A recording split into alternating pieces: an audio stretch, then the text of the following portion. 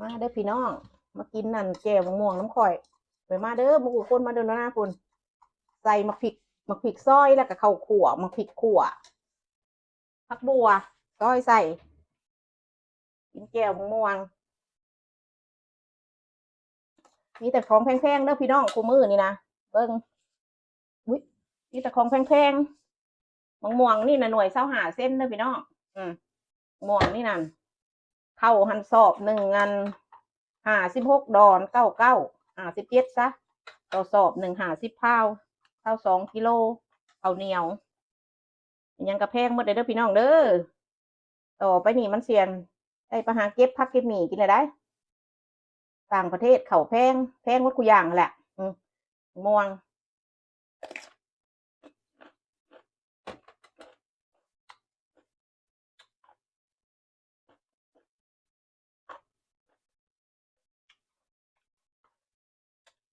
ตอนบอกคือ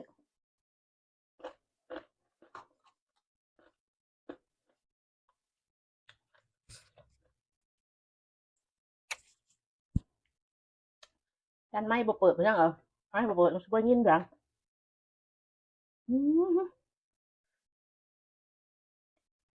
โอ้ผักบัวมักพริกซอยเนี่ยมักพริกขั่วในใส่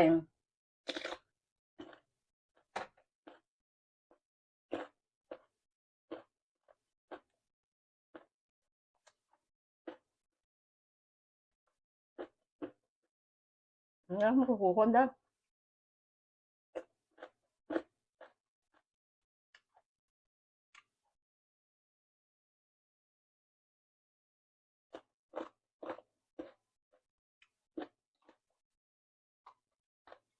แล้วก็เลือก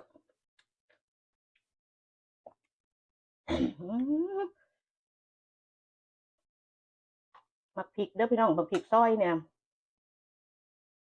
เฮ็ดยังลูกเดือด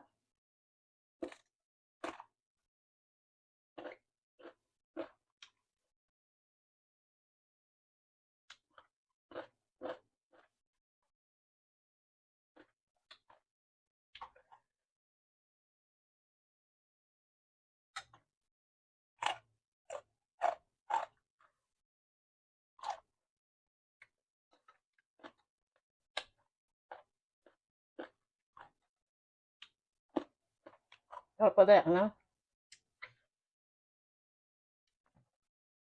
พันปีก็ได้แล้วแก้วกินก็มองมากันน้องปิ้งปลาเด้อพี่น้องปิ้งปลา2 ตัวเขาจะจ้ำเจียวใส่กับเจียวอันนี่เรียกว่าต้มข้าวปุ้นใส่ก็ได้นะ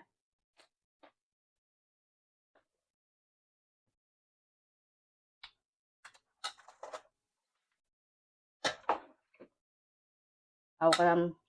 50 พาวกระสอบ157 ดอน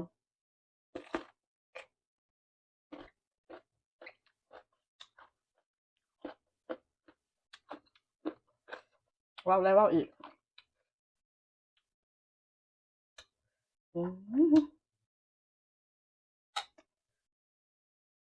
เขาหันยังว่า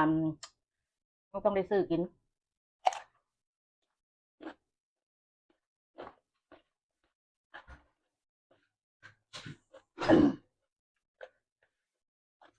แต่ว่าดีบักละเจ๊ให้เนี่ยลูก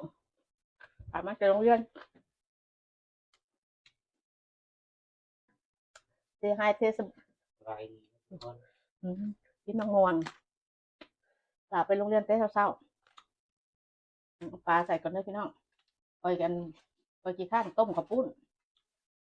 เขาเศร้าเขาพันใส่เกี่ยวปลาเด็กกินมังม่วงนี่ก็แซ่บกันคอยมักกว่าเกี่ยวเกี่ยวบางนัดก็แซ่บโอ้ยกำลังเห็ดไว้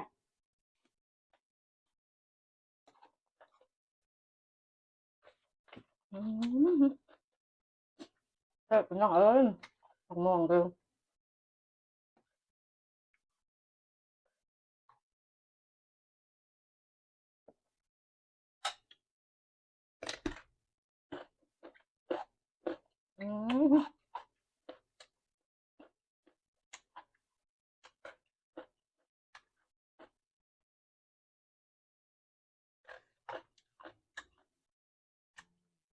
แซ่บ าเต้เอ้ย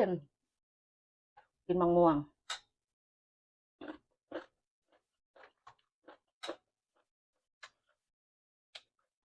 แค่ลงกันเด้อสวัสดีไม่แห้งทุกคนขอบคุณขอบใจผู้ใดที่ไปเบิ่งติดตามขอกระผมมือมัน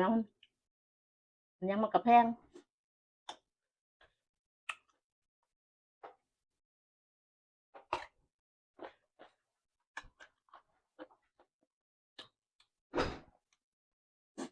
ฮะประเภท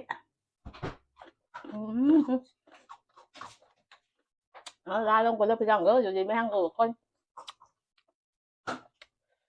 บ๊ายบาย